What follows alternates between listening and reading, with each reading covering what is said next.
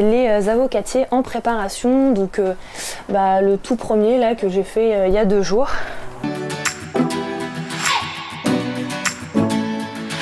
Moi je me trompais pas mal au début, là on voit qu'il commence un tout petit peu à partir, 2-3 jours.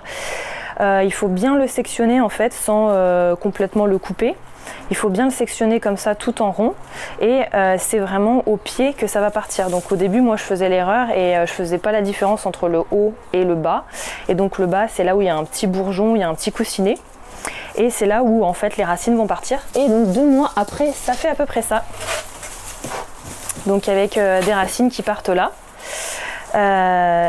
Du coup l'avocat en fait se fend et donc la tige part en haut. Moi au début je me trompais pas mal parce que en fait je voyais que ça partait pas et je me disais ah mais mon Dieu mais qu'est-ce qui se passe, mais pourquoi ça marche pas. Et en fait il faut recouper avec le couteau pour que l'avocatier s'écarte bien, sinon en fait des fois la tige elle part pas et les racines peuvent pas pousser tout simplement. Donc au bout d'1 mois en fait faut recouper au couteau, faut redessiner en fait le petit cercle. Et en général ça doit partir. 3-4 mois plus tard ça donne ça.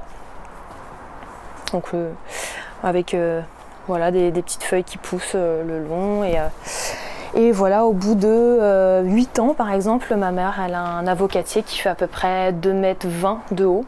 Donc, et c'est possible parce que j'avais une copine qui est paysagiste qui m'a dit non mais les avocatiers chez nous dans nos régions ça poussera jamais.